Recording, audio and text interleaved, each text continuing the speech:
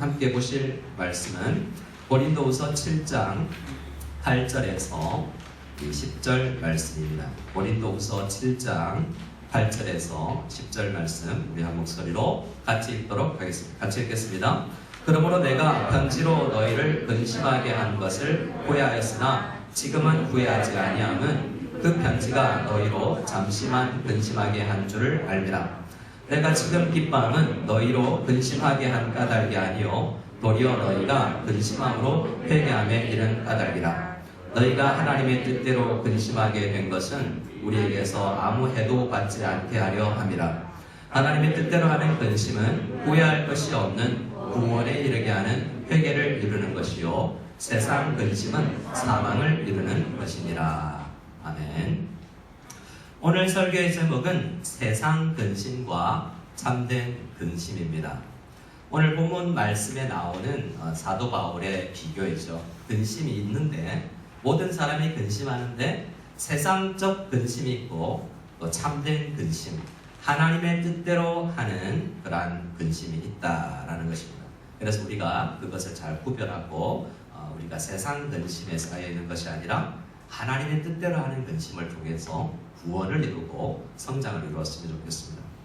제가 수년 전에, 지금은 이곳에 계시지 않지만 주재원으로 나오신 아내분이 우리 교회를 다니셨는데 남편을 정말 전도하고 싶으셔서 저에게 부탁을 해서 우리 남편 좀 만나달라고 그래서 여러 번 만나서 복음을 전했습니다.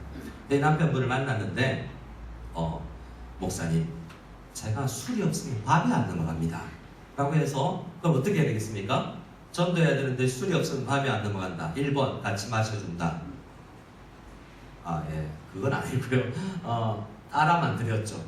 혹 제가 식당에서 술병이 앞에 있거든, 제가 마시는 거라 생각하지 말고 따라 드리는 거구나 라고 생각해 주시면 좋겠습니다. 술을 한 잔, 두 잔씩 마시면서 이런저런 이야기를 했는데요. 만나주신 것만 해도 감사하잖아요. 근데 그분이 그런 이야기를 해요. 그분이 자녀가 둘인데 첫째와 둘째 나이가 굉장히 차이가 많이 났어요. 첫째를 낳을 때는 본인이 너무 어렸던 거죠. 본인도. 그리고 한참 시간이 한 10년 정도 지나서 늦둥이가 태어났습니다. 근데 늦둥이와 첫째의 그 차이가 뭐였냐면 첫째와는 대화 없는 가정. 첫째와는 어떠한 대화도 할 수가 없대요. 이미 한국에 있었고 둘째만 데리고 여기 와 있었으니까 대학생이고, 근데 왕래도 안 하고 한국 가서도 잘 안 만나준다는 겁니다. 아빠가 어떻겠습니까? 그런데 둘째는 너무 이쁘고 정말 아빠와 친밀하다는 거예요. 그러니까 첫째 아들과 둘째 아들과의 사이가 너무 나는 거예요. 그러면서 제가 그때 너무 어렸습니다 라고 이야기하더라고요. 그리고 나서 얼마 지나서 드라마를 보니까 성동일인가요? 응답하라 시리즈 중에 어떤 편인지는 잘 모르겠는데 딸을 불러놓고 이 작은 가게 앞에서 딸에게 딸아, 나도 아빠가 처음이야 뭐 이런 이야기를 하는 걸 봤어요. 처음 우리가 하는 일은 서투릅니다. 그래서 시간이 지나고 나면 후회스럽죠. 그런데 그 후회를 많이 할 수 있는 방법이 있을까? 참 근심이 되기도 합니다. 그래서 오늘 우리는 여러 근심이 있는데 오늘 본문이 이야기하는 근심은 그러한 근심은 아니지만 우리 두 가지를 다 생각해 볼 수 있기를 원합니다. 최근에도 성도님들을 만났는데요. 저보다 나이가 많으신 10살, 10몇 살 많으신 형님들이 하는 근심이 있고 걱정이 있습니다. 대부분 어떤 것일까요? 많은 것이 있는데 주로 가족과 관련된 것들이에요. 연구조사에서도 그러는데요. 연구조사에서도 수많은 사람들이 후회를 하는데 제일 많은 1순위를 차지하는 후회는 가족과 관련된 후회라고 합니다. 그래서 우리가 오늘 본문 우리 말씀을 나누고 우리 후회 없는 아버지, 어머니가 되기 위해서 더 기도하고 준비되어야 되겠다라는 것도 함께 가지고 기도할 수 있기를 원합니다.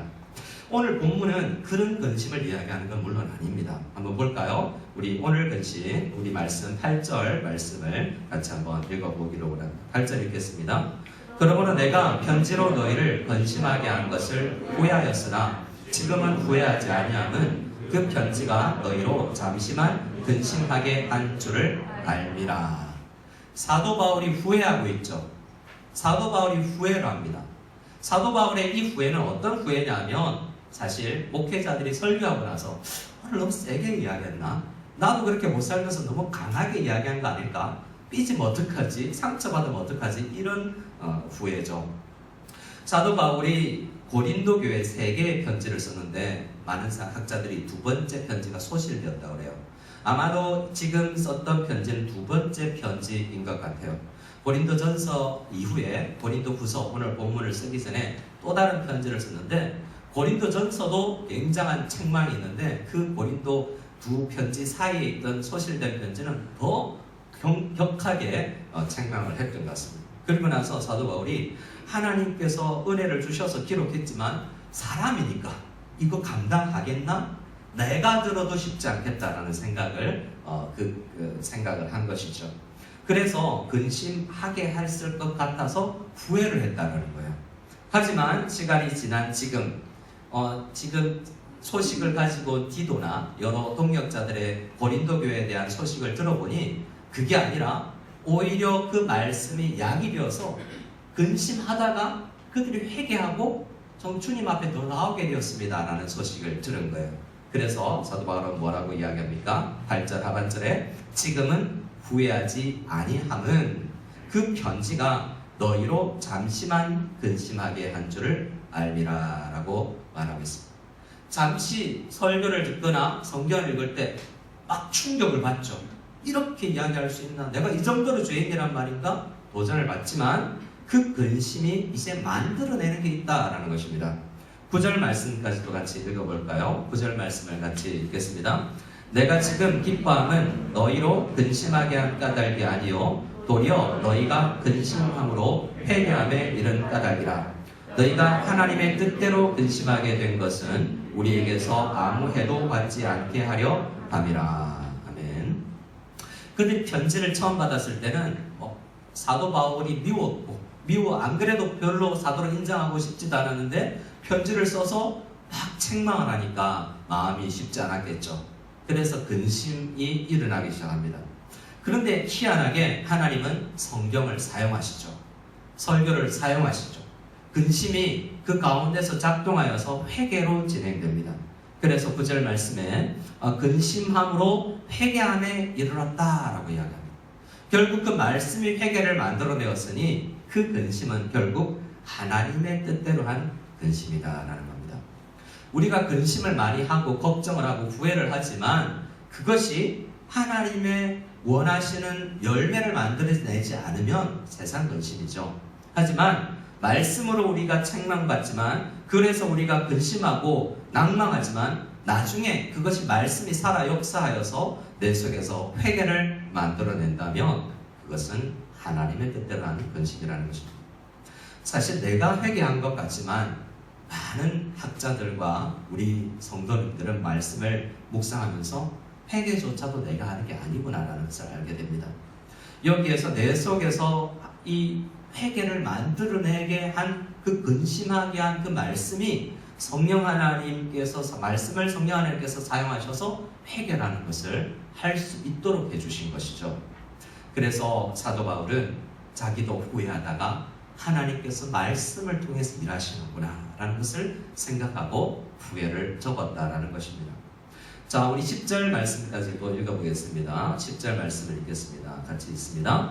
하나님의 뜻대로 하는 근심은 후회할 것이 없는 구원에 이르게 하는 회개를 이루는 것이요 세상 근심은 사망을 이루는 것이니라. 그래서 결론적으로 이 구절 안에서는 하나님의 뜻대로 하는 근심은 전하는 자나 받는 자가 후회함이 없다라고 이야기합니다. 그리고 왜냐하면 구원에 이르게 하는 회개를 만들어내기 때문입니다. 하지만 세상 근심은요, 몸을 축내고 여러 근심을 마음과 몸을 같이 상하게 만들어 가는 것입니다. 그래서 우리는 이런 말씀을 보면서 막 그러면 하나님의 말씀이다 하고 막 전해야 되느냐? 그것도 아니에요. 하나님께서 그런데 부담감을 주시고 아내나 남편에게 기도하면서 그가 상처받을지도 모르는 말이지만 꼭 해야 되겠다라고 생각하면 담대하게 전할 줄도 알아야 됩니다. 하나님, 이 권면도 주님 사용하게 해주세요 라고 말이죠. 자, 그렇지만 오늘 우리가 주로 더 나눌 것은 우리가 평소에 하는 근심들입니다. 우리의 평소에 근심을 많이 하는 편 아닌가요? 저만 합니까? 네. 어떤 사람이 후회, 근심은 칫솔질보다 더 많이 한다. 하루 3번 이상은 한다. 뭐 이런 말을 하더라고요. 어떤 근심을 할까요? 사람들은 이 근심의 내용을 파악해보면 주로 크게 뒤를 돌아보면서 후회하는 것과 앞을 내다보면서 염려하는 것으로 구성되어 있습니다. 근심이라고 하는 것은 많은 것이 있겠지만 뒤를 돌아보면서 왜 그랬을까?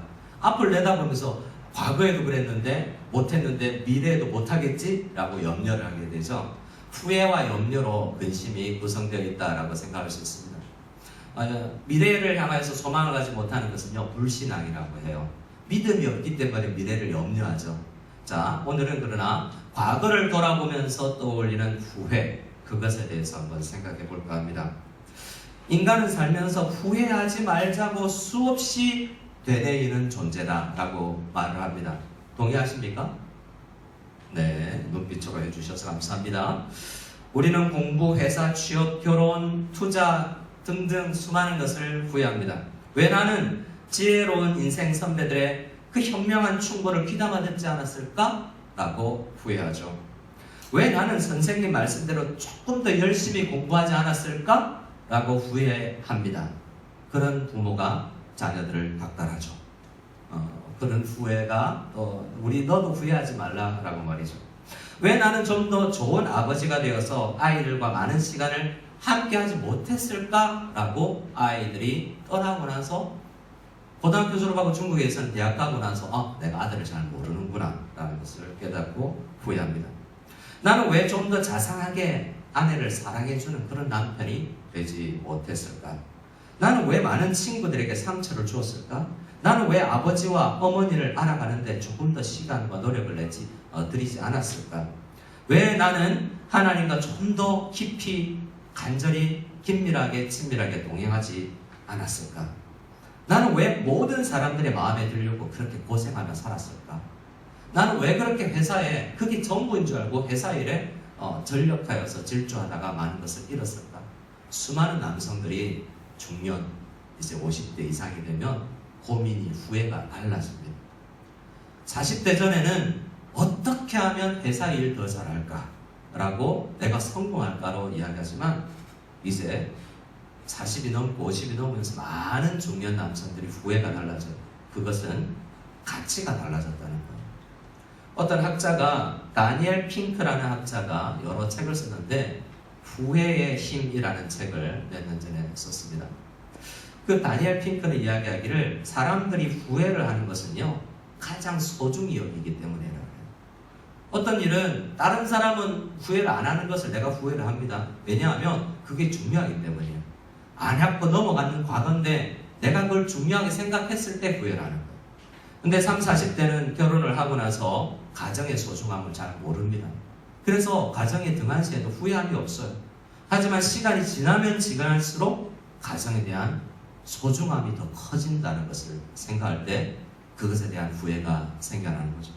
그래서 젊을 때는 기준이 내가 어떤 것에 대해서 소중히 여기냐에 따라서 이 후회가 달라지기 때문에 특정 나이나 환경에서는 할 수 없는 것이 이 후회입니다. 그래서 후회를 이 다니엘 핑크는 구분하면서 4가지 정도로 후회를 구분해 볼 수 있겠다라고 합니다. 첫 번째는 기본적인 것을 하지 않은 후회가 있다고 해요. 내가 인생의 작은 결정들 중에서 내가 저축을 할 걸, 음식을 내 몸에 안 좋은 음식 먹지 말 걸, 몸에 좋은 음식 먹을 걸 이라고 생각하는 아주 기본적인 것을 후회하는 것이 있습니다. 그런 대부분의 사람들은 안전을 중요하게 생각하는 사람들이죠. 그럴 때 그런 후회를 한다고 합니다. 두 번째는 대담하지 않아서 하는 후회가 있다고 합니다. 좀 대담하게 내가 인생의 분기점에서 이 회사냐 저 회사냐를 결정할 때 내가 왜 그런 결정을 했었지? 그리고 내가 공부를 왜 그때 하지 않았지? 라고 생각하는 것은 대담하지 않아서 하는 후회라고 합니다. 성장과 배움을 중요하게 생각하는 사람들이죠. 그 안에는 교육적인 후회가 있고 경력과 낭만과 관련된 우리 연애와 관련된 후회도 있다고 합니다.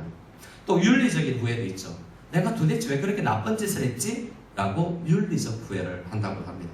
또 많은 사람들이 이제 나이가 들어가면서 가게 되는 후회가 이 후회인데요. 저를 한번 따라해 주실까요? 관계적 후회. 어릴 때는 관계를 깨뜨리더라도 성공을 하고 싶은데 이제 나이가 들어가면서 관계라는 것이 소중하구나라는 것을 깨달아간다는 거죠. 그래서 나와 관계와 사랑, 대인관계를 소중하게 생각하게 되고 특별히 가족과의 이 관계를 소중하게 생각하게 됩니다. 그러면서 더 큰 후회가 생겨나게 되죠.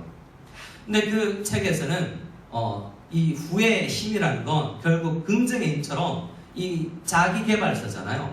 후회를 잘 활용해서 그걸 딛고 후회하지 않는 사람은 성공하는 사람이 되어야 된다, 이런 이야기를 합니다. 그런데요, 성경은 그런 후회를 이야기하면서 성공해라, 물론 그것도 있죠. 대인관계에서 성공하라, 후회를 하지 않는 인생을 살아라는 이야기가 있습니다만 그 책의 결과는 좀 다릅니다. 그 책에는 시간을 조금 거리를 두어서 미래를 앞당겨서 생각하면서 계속 살아보라고도 이야기하고 나는 왜 그랬을까라고 말하지 말고 3인칭으로 그 남자는 왜 그랬을까라고 말해보면 조금 더 객관적으로 문제가 보인다, 이런 것들도 참 귀담아 들을 수 있는 후회를 다루는 방법들이기도 합니다. 두 번째 인생을 사는 것처럼 내가 죽었다 생각하고 한번 그 후회를 다루어라라고도 이야기합니다. 근데 성경은요, 오늘 제가 기록해드린, 주보에 기록해드린 전도서 12장을 함께 보도록 하겠습니다.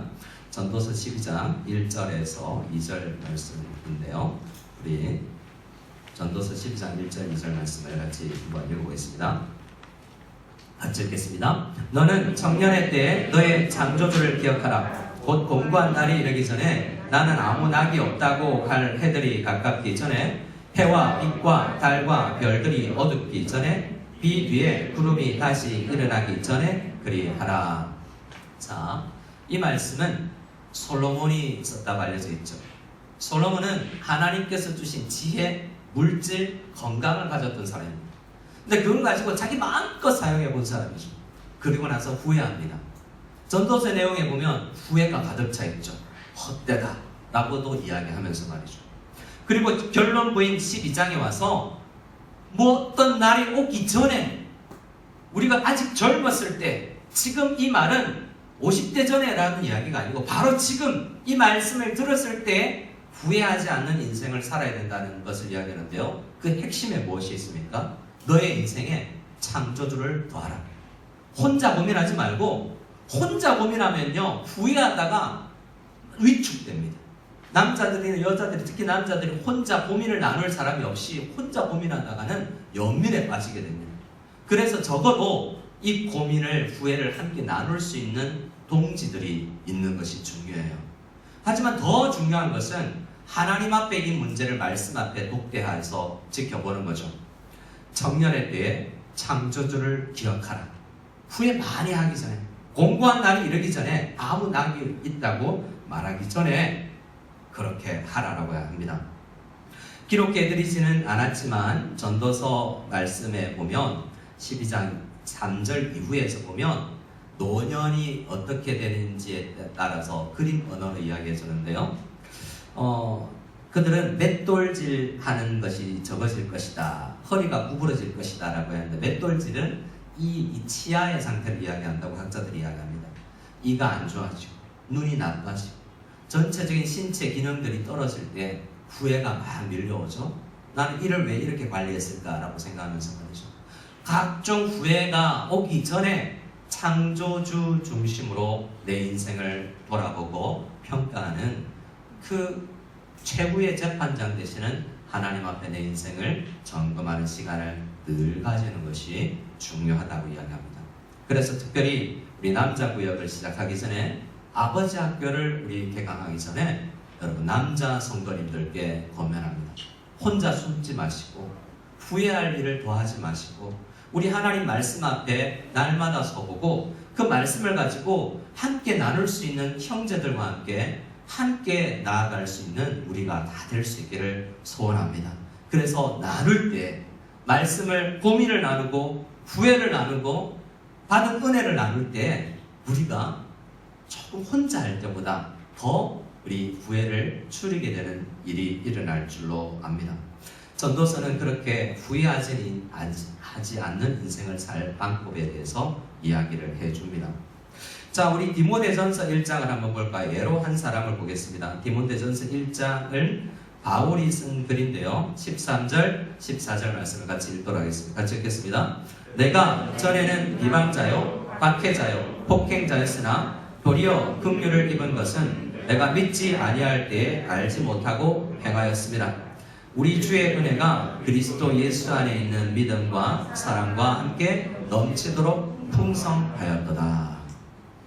사도 바울도 설교해놓고 편지 쓰고 나서 후회한 게 아니라 자기 인생 전반부를 돌아보면서 후회를 하는 모습을 볼 수 있습니다.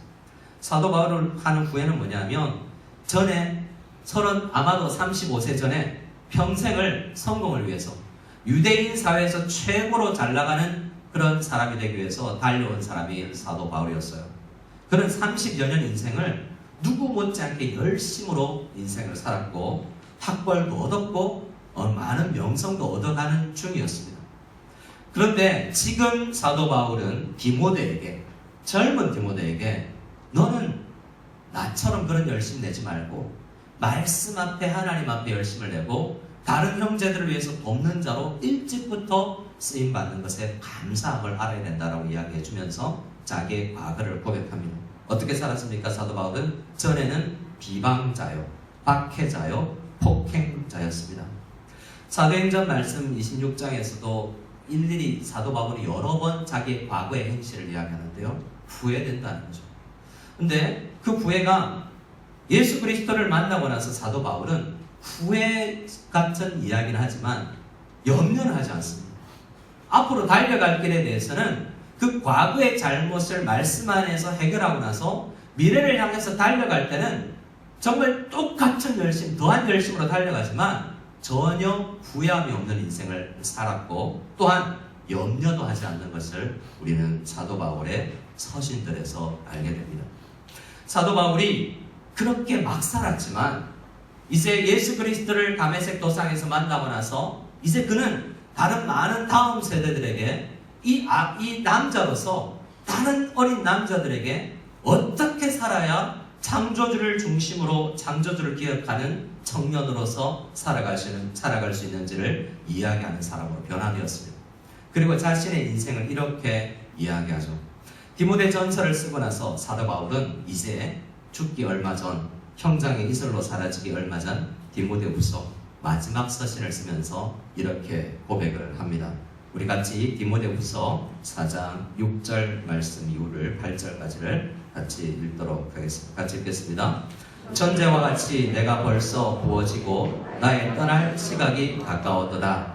나는 선한 싸움을 싸우고 나의 달려갈 길을 마치고 믿음을 지켰으니 이제부로는 나를 위하여 의의 면류관이 예비되었으므로 주 곧 의로우신 재판장이 그 날에 내게 주실 것이며 내게만 아니라 주의 나타나심을 사모하는 모든 자에게도니라. 아멘.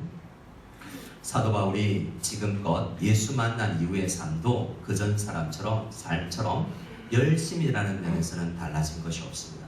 하지만 내용이 달라졌죠. 왜 달라졌을까요?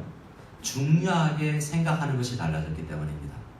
사도 바울이 이전에는 예수 그리스도를 핍박하고 이단의 괴수라고 정의했지만 지금은 그분을 위해서 살고 싶은 것입니다. 그래서 그분을 위해서 선한 싸움을 싸우고 내가 절제하고 무엇에 더 시간을 쓰고 내 물질을 어떻게 써야 될지, 나에게 주신 건강을 어떻게 써야 될지, 나에게 주신 관계를 어떻게 사용해야 될지에 대해서 고민하며 달려가는 사람이 되었습니다. 저는 사도행전을 보면서 이런 단어를 떠올립니다. 사도 바울 주변에는 멋진 남자들이 많았어요. 그걸 브로맨스라고 그러죠. 여러분, 사도 바울은 형제들이 잠시 헤어졌다가 돌아오기를 손꼽아 기다리는 모습을 보고 있습니다. 어떻게 중년 이후에 만난 사람들은 이렇게 깊은 우정에 나아가는 것이 가능할까라는 생각이 드는데요. 여러분, 우리는 하나님께서 우리에게 중년 남자들에게도 저같이 이제 청년에서 이제 중년으로 넘어가나요?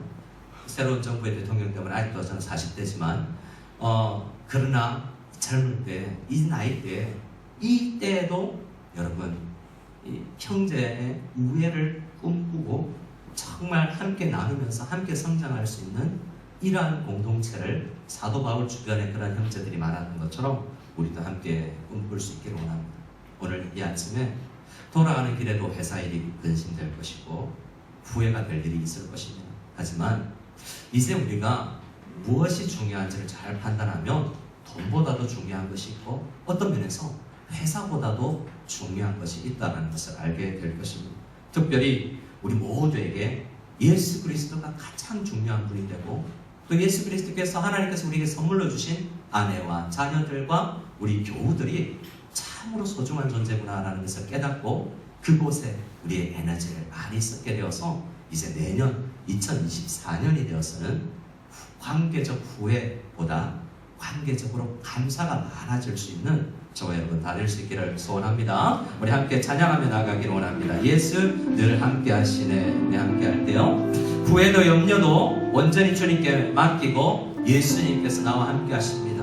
창조주를 기억하고 내가 이 한 주를 살고 남은 인생을 살겠습니다. 고백하며 나가기를 원합니다.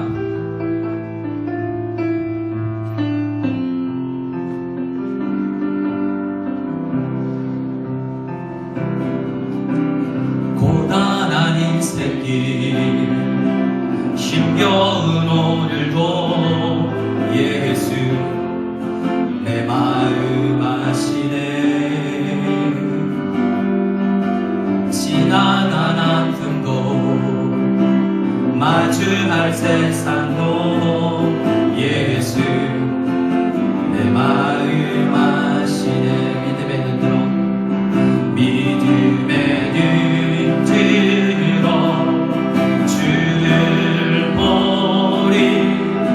이 또한 지나가리라. 주어진 내 삶의 시간 속에 주의 뜻 알게 하소서. 하루를 살아도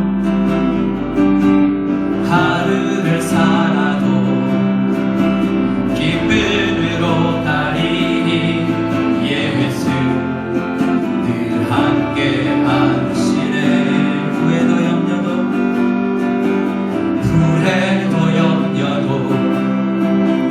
온전히 맡기리. 예수 늘 함께 다시 한번 하루를 살아도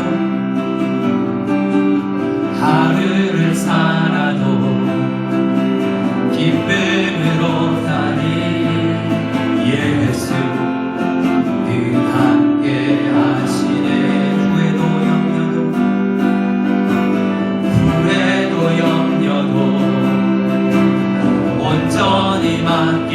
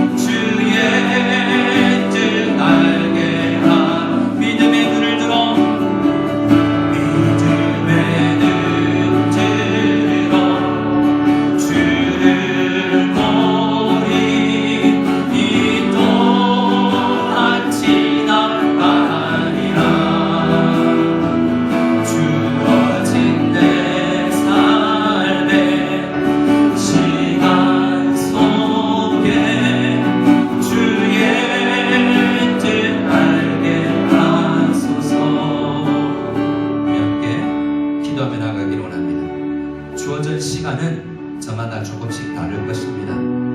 우리에게 얼마의 시간이 주어져 있는지 우리는 알고도 알지 못하지만 그 주어진 나머지 시간을 육체의 남은 때를 살 때에 내 인생의 청년의 때에 창조주를 기억하고 예수 그리스도를 만나 무엇이 중요한지를 깨달아서 지금은 중요하게 생각하지 않지만 나중에 내가 진짜 깨달았을 때 무엇이 중요한지 알게 되었을 때 후회할 때 그 일을 하지 아니하고 후회 없는 인생으로 주님 앞에 열심히 달려갈 수 있는 우리가 될 수 있도록 주님 특별히 가족에 교회의 말씀에 예수에게 집중하여서 내 인생을 투자할 수 있는 저희들 되게 해주시옵소서.